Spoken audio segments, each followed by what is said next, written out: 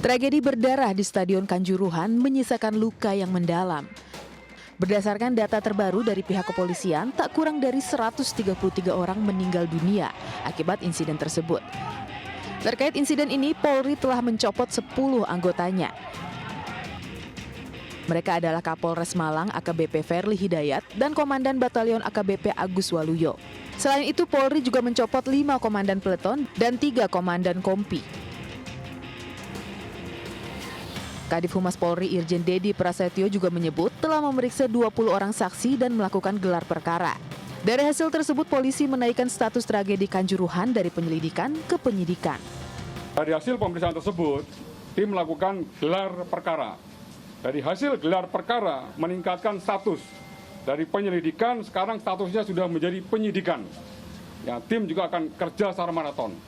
Ya, kemudian yang ketiga, dari hasil pemeriksaan Itsus, ya, Itwasum Polri dan Biro Paminal, update yang perlu saya sampaikan pada malam hari ini juga melakukan pemeriksaan, ya, dugaan pelanggaran kode etik anggota Polri sebanyak 28 personil Polri. Terkait tragedi ini, poster-poster dan spanduk protes terhadap peristiwa tragedi Kanjuruhan bertebaran di berbagai sudut kota Malang. Tak hanya itu, Aremania juga membuka posko bantuan hukum dan mendesak agar pihak terkait mengusut tuntas tragedi di Stadion Kanjuruhan. Mereka mengancam jika dalam 7 hari tidak ada tersangka, mereka akan menggelar aksi. Yang tuntutan utama adalah selama 7 hari jika tidak ada penentuan tersangka, kami akan turun jalan.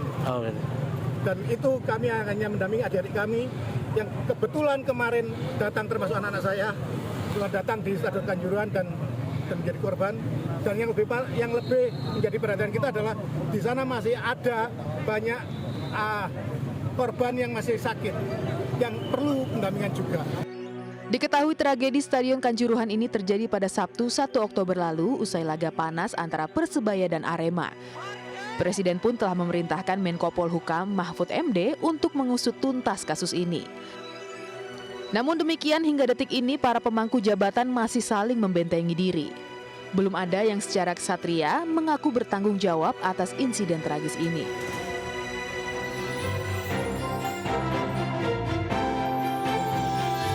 Pemirsa, imbas kericuhan yang menyebabkan ratusan orang tewas dalam tragedi di Stadion Kanjuruhan, PSSI memberi sanksi kepada Arema dan panitia pelaksananya. Sementara itu, Polri telah mencopot 10 anggotanya. Namun hingga saat ini belum ada pemangku jabatan yang secara ksatria bertanggung jawab atas tragedi di Kanjuruhan. Bersama saya David Silahoy, Anda menyaksikan MNC News Prime.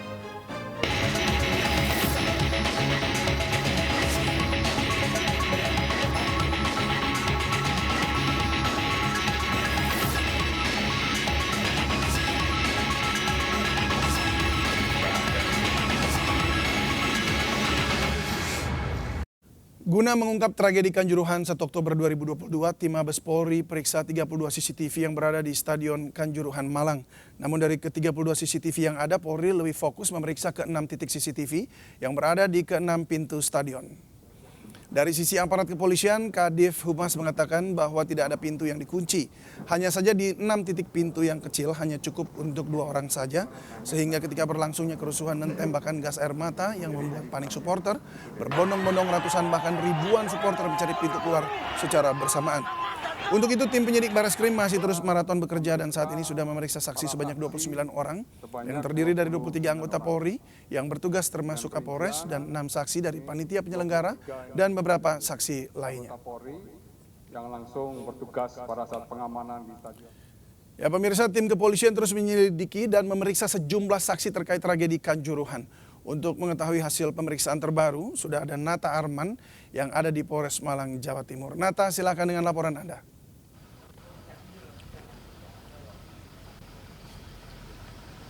Ya baik David dan juga pemirsa, terkait dengan isu yang beredar di tengah masyarakat, ini tentunya ada 3 perbedaan statement dari tiga belah pihak. Yang pertama datang dari kepolisian, kemudian juga dari pihak Kompolnas dan juga dari pihak masyarakat yang mengatakan bahwa ketika berlangsungnya laga panas tersebut dan menyebabkan adanya kerusuhan yang terjadi pada tanggal 1 Oktober 2022, yang mana dari pihak Kompolnas menyebutkan bahwa terdapat pintu yang tertutup sehingga menyulitkan bagi para supporter yang ingin mengevakuasi dirinya untuk keluar dari stadion sehingga menyebabkan banyaknya korban tewas.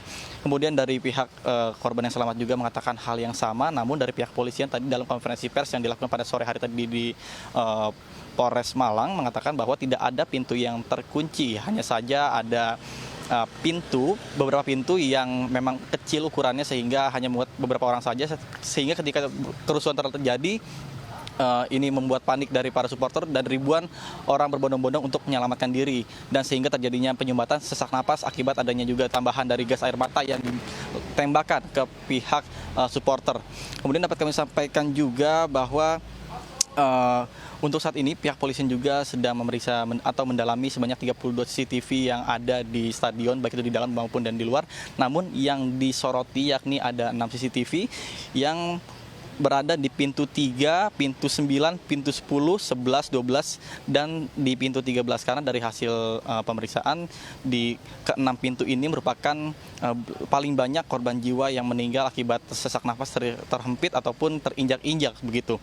Dan berdasarkan informasi yang diperoleh dari pihak kepolisian, dari intelijen Polres Malang, sebelumnya memang dari pihak polisian sudah memberitahukan kepada pihak penyelenggara maupun dari pihak Liga Baru bahwa untuk kegiatan pertandingan sendiri harusnya dimajukan menjadi sore hari, karena apabila dilakukan pada malam hari ini tentunya membuat resiko yang sangat tinggi, dikhawatirkan akan adanya kerusuhan yang terjadi pada kala itu. Namun dari pihak liga tersebut dan juga penyelenggara tidak mengindahkan dari permintaan tersebut, sehingga akhirnya pertandingan dilakukan dengan jadwal yang sebelumnya, sehingga menyebabkan ketika ada kerusuhan banyaknya korban tewas sebanyak 125 orang sampai dengan saat ini. Demikian informasi yang bisa kami sampaikan. Saya kembalikan ke studio David. Baik, terima kasih Nata Arman untuk laporan Anda. Selamat bertugas kembali. Nata Arman melaporkan langsung dari Kanjuruhan, Malang, Jawa Timur. Ya, pemirsa, PSSI membentuk tim investigasi untuk menyelidiki tragedi Kanjuruhan. Dari hasil penyelidikan sementara, PSSI menilai kerusuhan bermula dari supporter yang memaksa masuk ke lapangan usai laga berakhir. Karena duka ini tetap PSSI menyampaikan rasa duka yang mendalam atas tragedi yang terjadi di Kanjuruhan Malang. Perlu PSSI sampaikan, saya sebagai juru bicara, menyampaikan bahwa PSSI telah membentuk tim investigasi yang mulai bekerja hari Minggu pukul melaksanakan kegiatan di Kanjuruhan jam 7 malam, ke rumah sakit, ke rumah korban, dan mewawancarai wanita pelaksana, Aremania, dan secara acak ke beberapa. Pertama sampai menit 45, menit selanjutnya 45 sampai 90 berjalan dengan aman. Tidak ada kegiatan di luar LOTG yang berarti semuanya berjalan sesuai aturan. Tapi hasil investigasi kita menit ke-7 baru ada supporter yang di tribun pojok tribun timur turun. Nah, ini supporter turun, ini beberapa supporter yang kita. Ya pemirsa, hingga kini tragedi Kanjuruhan masih menyita perhatian dunia, bahkan jadi salah satu tragedi terburuk yang pernah terjadi dalam dunia sepak bola. Harus ada pihak yang bertanggung jawab terhadap peristiwa ini. Sebagai penanggung jawab penyelenggara Liga, memungkinkan PSSI terancam pidana. Apakah demikian?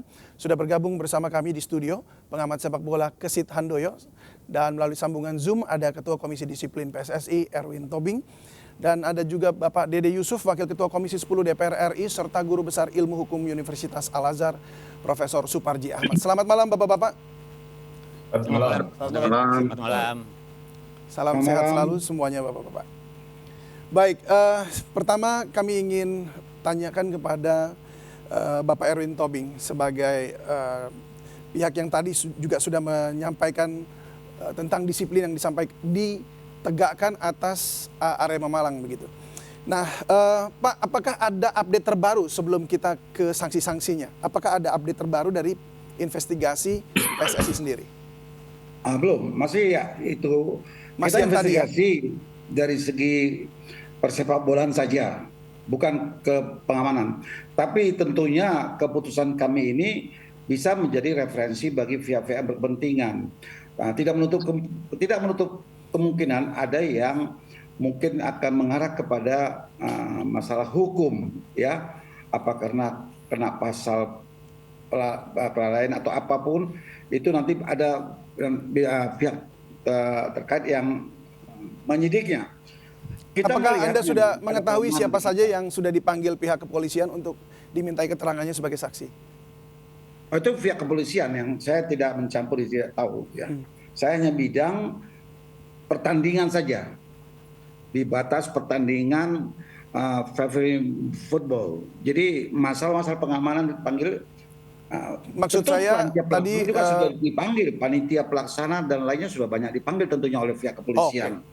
Karena seperti dikatakan tadi, dari lidik yang kita baca, dari lidik sudah beralih ke penyidikan.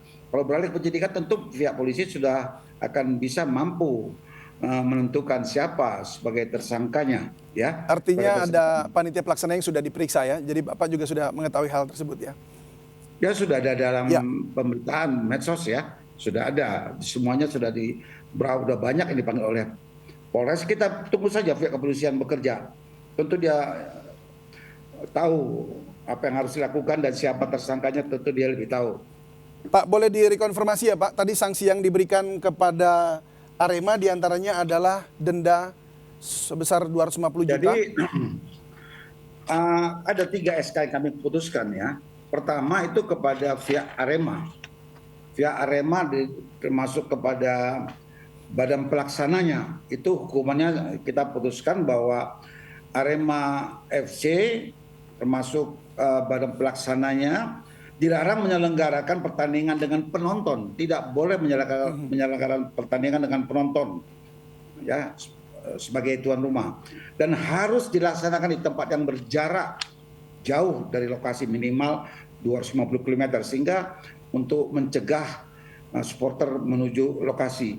Kemudian Arema FC dikenakan sanksi 250.000, ya, dan dia tidak bisa dan stadion 250 juta rupiah maksudnya, ya Pak? 250 juta rupiah. Ya.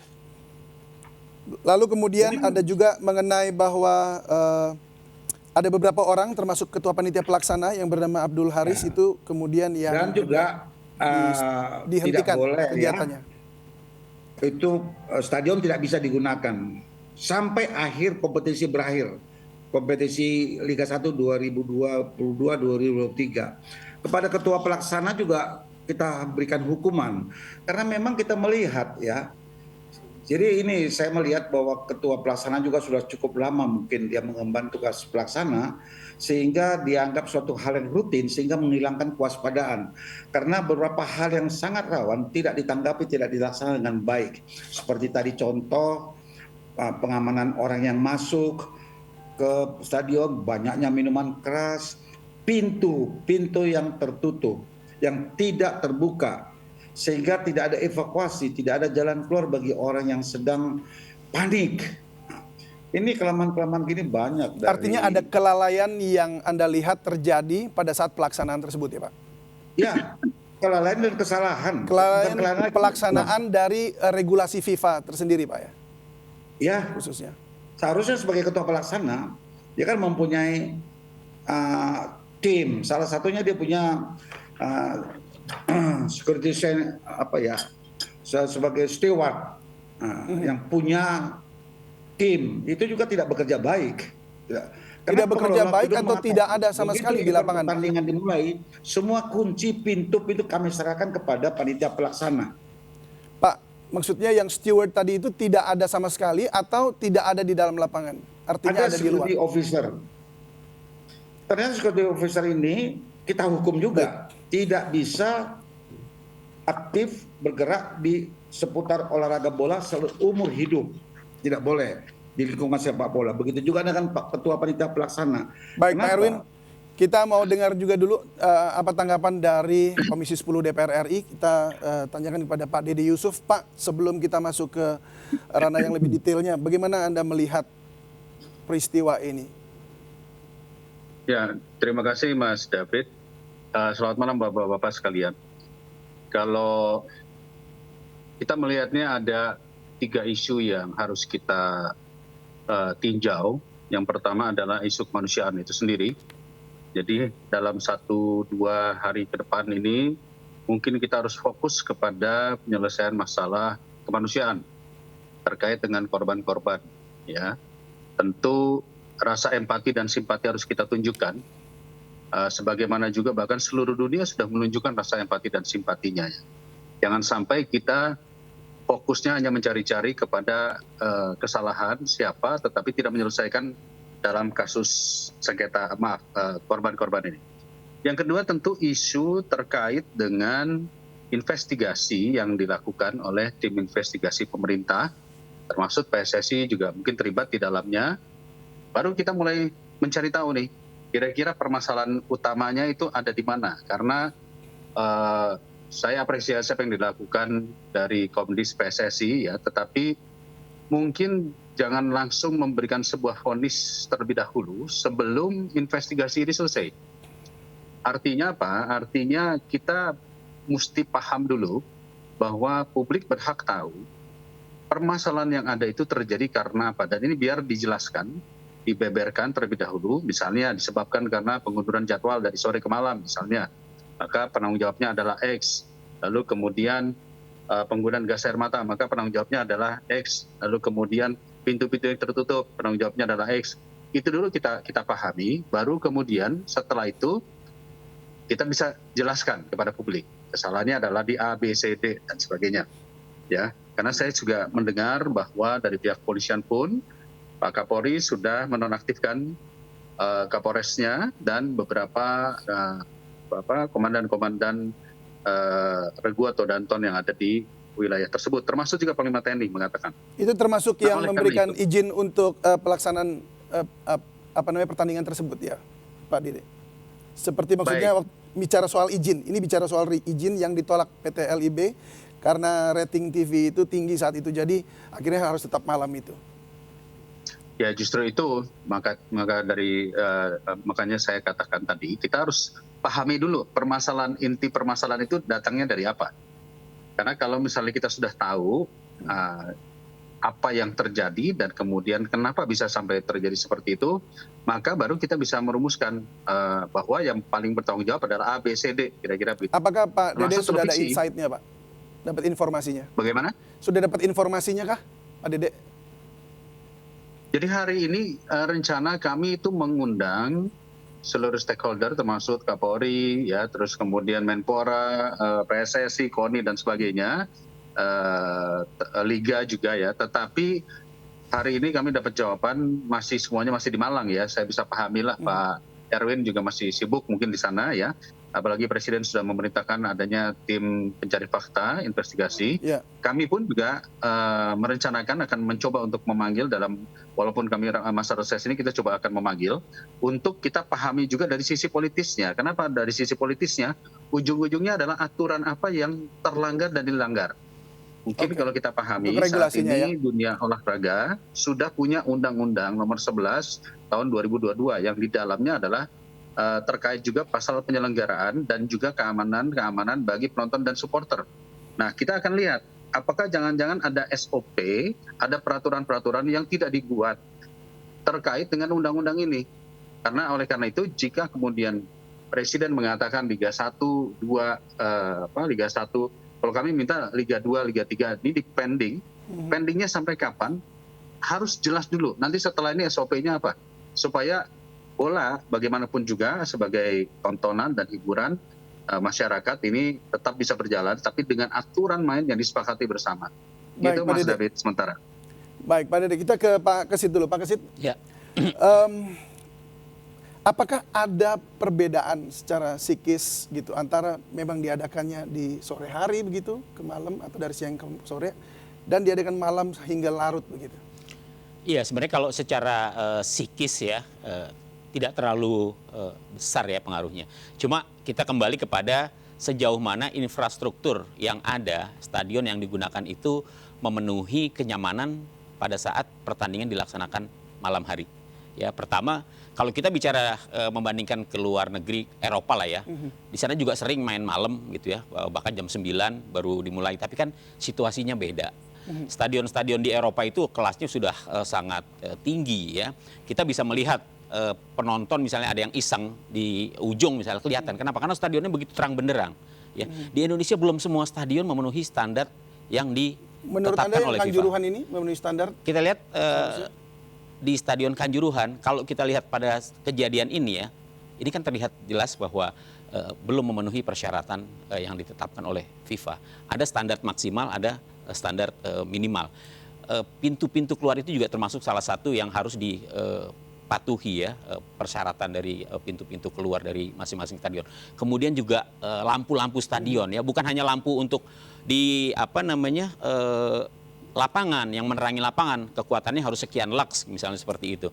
Tapi di seputaran stadion, tribun-tribun itu juga harus terlihat terang sehingga ketika stadion itu ada bahaya akhirnya kan seperti ini. Iya, sekarang terlihat. Baik, kita ke Prof. Suparji Ahmad, Prof. Pertanyaannya adalah lalu siapa yang sebenarnya harus bertanggung jawab? Walaupun tadi Kang Dede bilang bahwa ini nanti dulu, lihat dulu nih isu kemanusiaan, tetapi kan tetap harus ada orang yang berkata bahwa saya bertanggung jawab atau at least ketahuan siapa yang harus bertanggung jawab. Nah, Prof, namun sebelum kita Prof menjawab, kita akan jeda dulu sejenak, Prof. Pemirsa, MNC News Prime akan kembali usai jeda berikut.